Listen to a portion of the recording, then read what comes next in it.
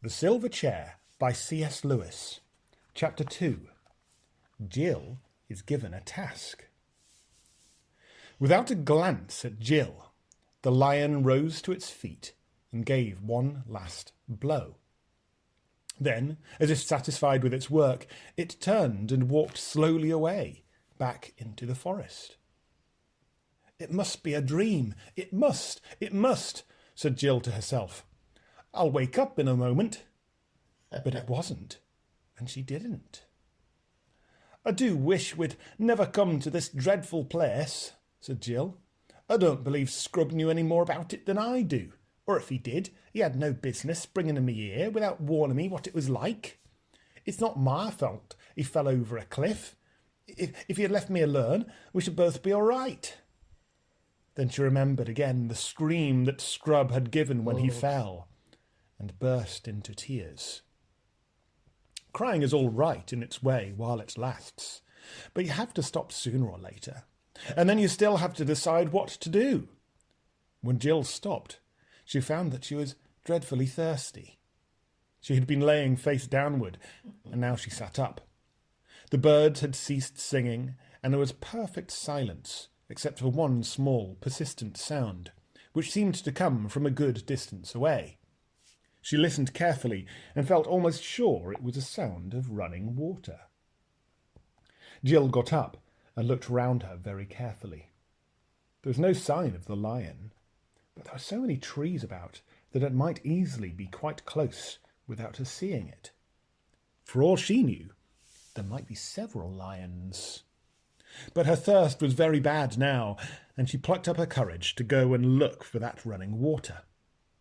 She went on tiptoes, stealing cautiously from tree to tree, and stopping to peer around her at every step.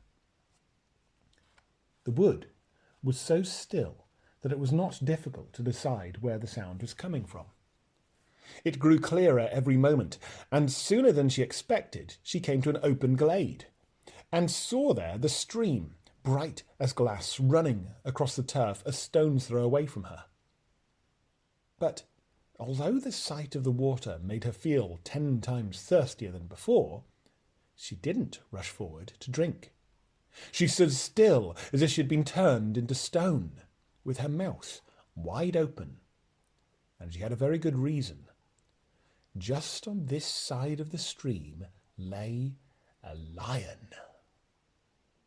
It lay with its head raised and its 2 forepaws out in front of it, like the lions in Trafalgar Square.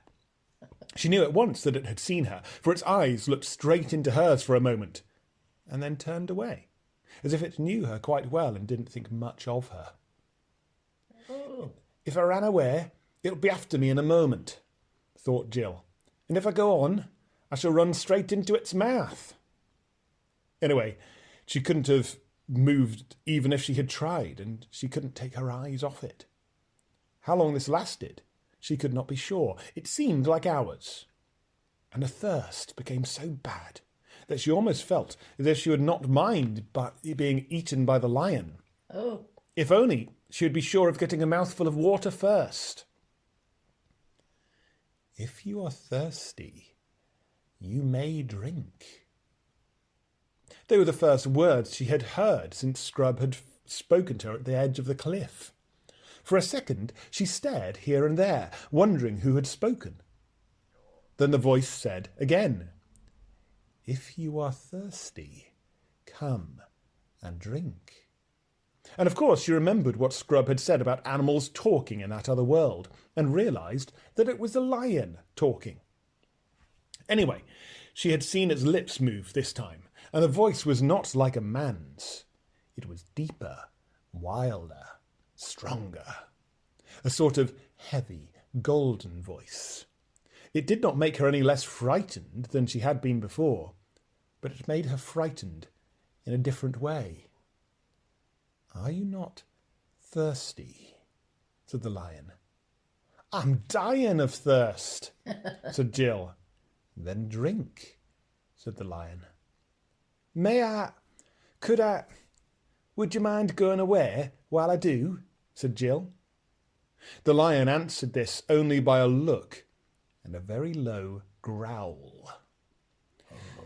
And as Jill gazed at its motionless bulk, she realised that she might as well have asked the whole mountain to move aside for her convenience.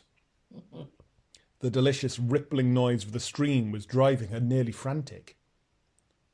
"Will you promise not to do anything, to do anything to me, if I do come?" said Jill. "I make no promise," said the lion. Jill was so thirsty now that, without noticing it, she had come a step nearer. "Do you eat girls?" she said. "I have swallowed up girls and boys, women and men, kings and emperors, cities and realms," said the lion. It didn't say this as if it were boasting, nor as if it were sorry, nor as if it were angry. It just said it. "I daren't come and drink," said Jill. "Then you will die of thirst," said the lion. "Oh dear," said Jill, coming another step nearer. "I suppose I must go and look for another stream then." "There is no other stream," said the lion. Oh. It never occurred to Jill to disbelieve the lion. No one who had seen his stern face could do that. And her mind suddenly made itself up. It was the worst thing she had ever had to do. But she went forward to the stream, knelt down, and began scooping up water in her hand. It was the coldest, most refreshing water she had ever tasted. You didn't need to drink much of it, for it quenched your thirst at once. Before she tasted it, she had been intending to make a dash away from the lion the moment she had finished. Now she realised that this would be, on the whole, the most dangerous thing to do. She got up and stood there with her lips still wet from drinking. "Come here," said the lion. And she had to. She was almost between its front paws now, looking straight into its face. But she couldn't stand for that long. She dropped her eyes. "Human child," said the lion, "where is the boy?" "He fell over the cliff," said Jill, and added, "Sir." She didn't know what else to call him, and it sounded cheek to call him nothing. "How did he come to do that, human child?" "He was trying to stop me from falling, sir." "Why were you so near the edge, human child?"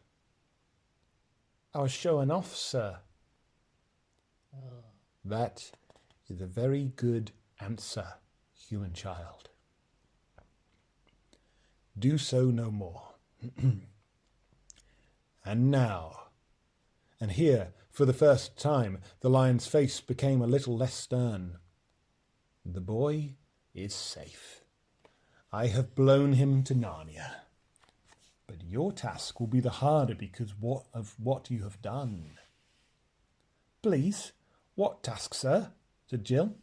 "The task for which I called you, and him here out of your own world." This puzzled Jill very much. "It's mistaken me for someone else," she thought.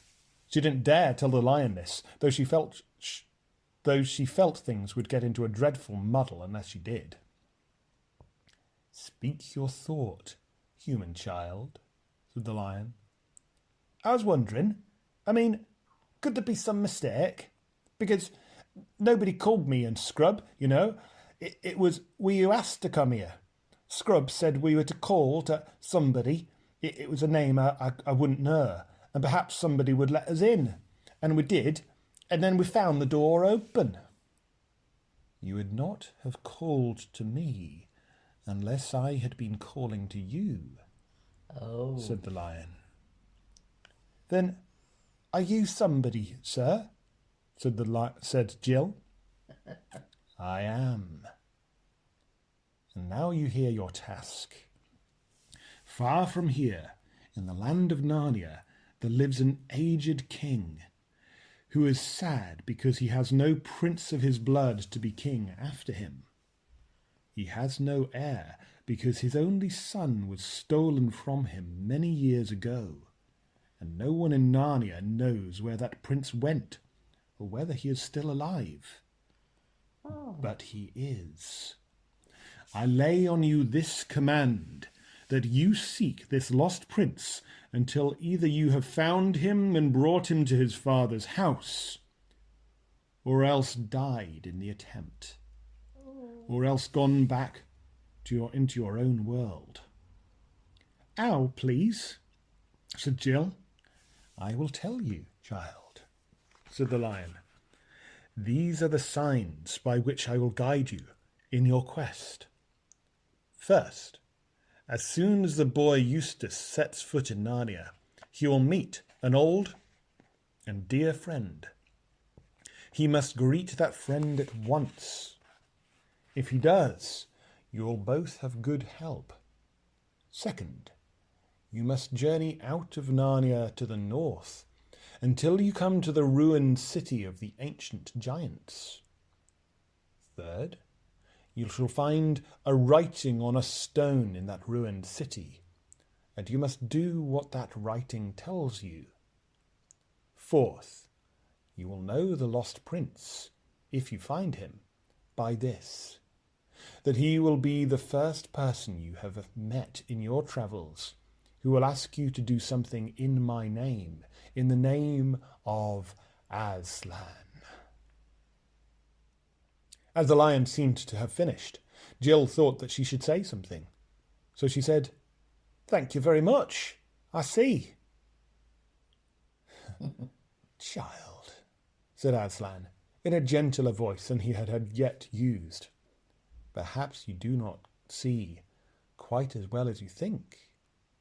But the first step is to remember. Repeat it to me, in order, the 4 signs. Jill tried and didn't get them quite right, so the lion corrected her and made her repeat them again and again till she could say them perfectly. He was very patient over this, so that when it was done, Jill plucked up the courage to ask, Please, how am I to get to Narnia? On my breath, said the lion. I will blow you into the west of the world, as I blew Eustace. Shall I catch him in time to tell him the first sign? But I suppose it won't matter. If he sees an old friend, he's sure to go and speak to him, isn't he? You have no time to spare, said the lion. That is why I must send you at once. Come, walk before me to the edge of the cliff. Oh, dangerous. Jill remembered very well that there was no time to spare and that it was her own fault. If I hadn't made such a fool of myself, Scrub and I would have been going together, and he would have heard all the instructions as well as me, she thought. So she did as she was told. It was very alarming to walk back to the edge of the cliff, especially as the lion did not walk with her but behind her, making no noise on his soft paws. But long before she had got anywhere near the edge, the voice behind her said, Stand still. In a moment I will blow. But first, remember the signs. Say them to yourself when you wake in the morning and when you lay down at night, when you wake in the middle of the night. And whatever strange things may happen to you, let nothing turn your mind from following the signs. And secondly, I give you a warning. Here on the mountain I have spoken to you clearly. I will not often do so down in Narnia. Here on the mountain, the air is clear and your mind is clear. As you drop down into Narnia, the air will thicken. Take great care that it does not confuse your mind. And the signs which you have learned here will not look at all as you expect them to look when you meet them there. That is why it is so important to know them by heart and to pay no attention to appearances. Remember the signs. Believe the signs. Nothing else matters. And now, daughter of Eve, farewell. The voice had been growing softer towards the end of this speech, and now it faded away altogether. Jill looked behind her. To her astonishment, she saw the cliff already more than 100 yards behind her, and the lion himself a speck of bright gold on the edge of it. She had been setting her teeth and clenching her fists for a terrible blast of the lion's breath, but the breath had been really so gentle that she had not even noticed the moment at which she had left the earth. And now there was nothing but air for thousands upon thousands of feet below her. She felt frightened only for a second. For one thing, the world beneath her was so very far away that it seemed to have nothing to do with her. For another, floating on the breath of the lion was so extremely comfortable. She found that she could lie on her back or her face and twist any way she pleased, just as you can in water if you've learned to float really well. And because she was moving at the same pace as the breath, there was no wind, and the air seemed beautifully warm. It was not in the least like being in an aeroplane, because there was no noise and no vibration. If Jill had ever been in a balloon, she might have thought it was more like that, only better. When she looked back now, she could take in for the first time the real size of the mountain she was leaving. She wondered why a mountain so huge as that was not covered with snow and ice. But I suppose all that sort of thing is different in this world, thought Jill. Then she looked below her, but she was so high that she couldn't make out whether she was floating over land or sea, nor what speed she was going at. "By Jove, the signs," said Jill suddenly. "I'd better repeat 'em." There was panic for a second or two, but she found that she could still say them all correctly. "So that's all right," she said, and lay back on the air as if it were a sofa, with a sigh of contentment. "Well, I do declare," said Jill to herself some hours later. "I've been asleep. Fancy sleeping on air. I wonder if anyone's done it before. I don't suppose I have. Bother, Scrub probably has. The same journey, a little bit before me. Let's see what it looks like down below." What it looked like was an enormous, very dark blue plain. There were no hills to be seen, but there were biggish white things moving slowly across it. Those must be clouds, she thought, but far bigger than the ones we saw from the cliff. I suppose they're bigger because they're nearer. I must be getting lower. Bother this sun. The sun, which had been high overhead when she began her journey, was now getting into her eyes. This meant that it was getting lower ahead of her. Scrub was quite right in saying Jill, I don't know about girls in general, didn't think much about points for compass. Otherwise, she would have known, when the sun was in her eyes, that she was pretty nearly due west. Staring at the blue plain below her, she presently noticed that there were little dots of brighter, paler air in it, and here and there. "It's the sea," thought Jill. "I do believe those are islands." And so they were. She might have felt rather jealous if she had known that some of them were islands which Scrub had seen from a ship's deck and even landed on. But she didn't know this. Then, later on, she began to see that there were little wrinkles on the blue flatness, little wrinkles that must be quite big ocean waves if you were down among them. And now, all along the horizon, there was a thick, dark line which grew thicker and darker so quickly that you could see it growing.